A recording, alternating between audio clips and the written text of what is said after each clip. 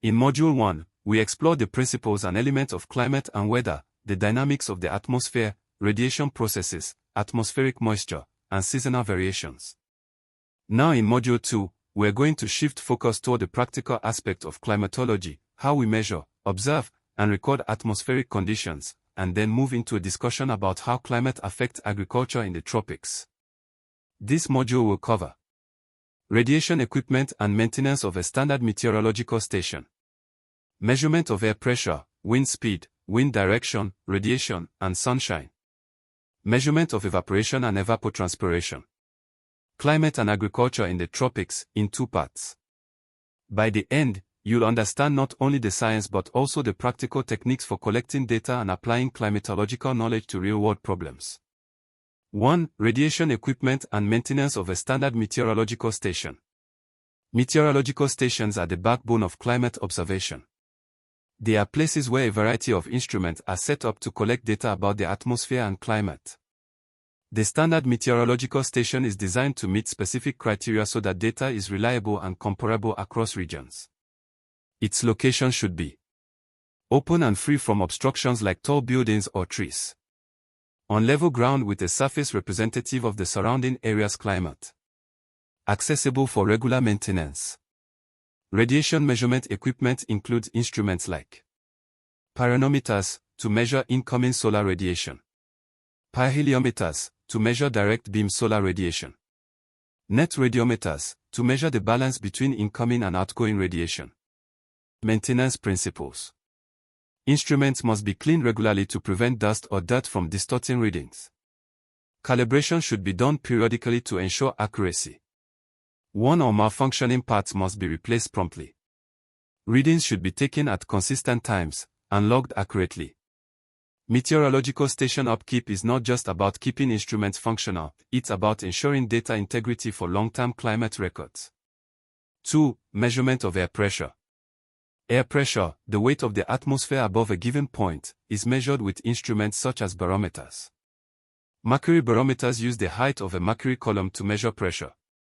Aneroid barometers use a sealed, flexible chamber that contracts or expands with changes in pressure.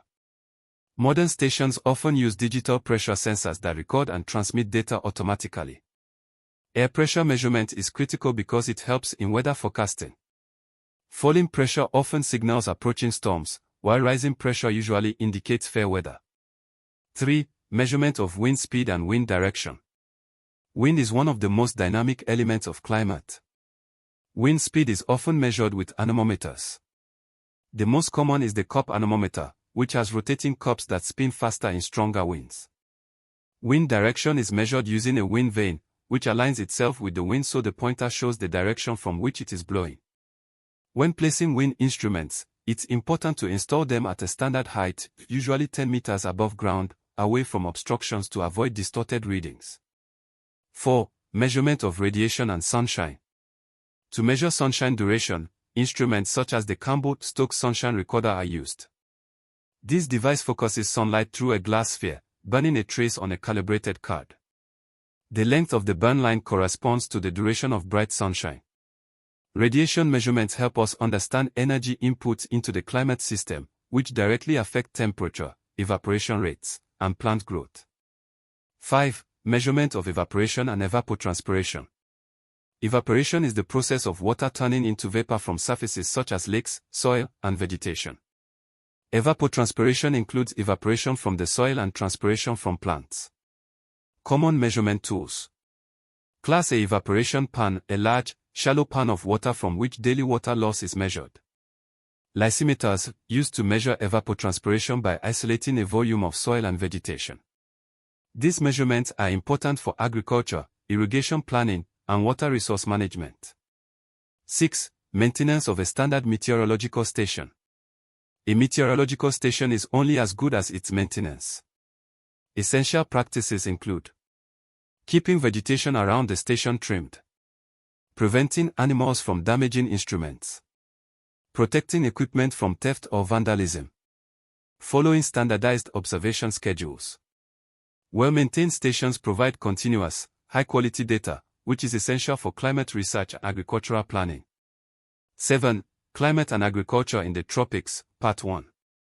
Agriculture in tropical regions is highly dependent on climatic conditions, particularly rainfall, temperature, and humidity. In many tropical countries, agriculture is the main source of livelihood, so understanding climate patterns is critical.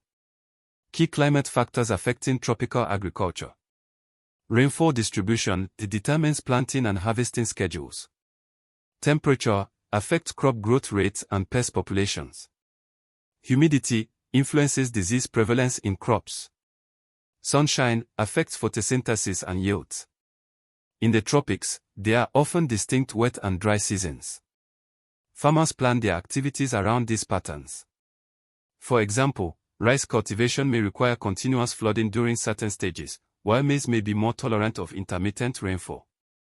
8. Climate and agriculture in the tropics, Part 2. Climate also impacts livestock. High temperatures can cause heat stress, reducing milk production in dairy cattle or lowering egg production in poultry. High humidity can promote the spread of diseases among animals. Climate-smart agricultural practices in the tropics include selecting crop varieties suited to local climate conditions, using irrigation during dry spells to ensure consistent growth, employing agroforestry to provide shade, reduce wind erosion, and improve microclimates, diversifying crops to reduce the risk of total loss from climatic extremes. Farmers and agricultural planners can use meteorological data to decide the best planting dates, anticipate droughts, and prepare for potential floods. In this module, we have covered the practical aspect of climate measurement and observation, how meteorological stations work, how we measure pressure, wind, radiation, evaporation, and more, and concluded with a discussion of how climate influences agriculture in tropical regions. Combined with Module 1, you now have both the theoretical understanding of climate processes and the practical skills for observing and applying this knowledge in real-world contexts.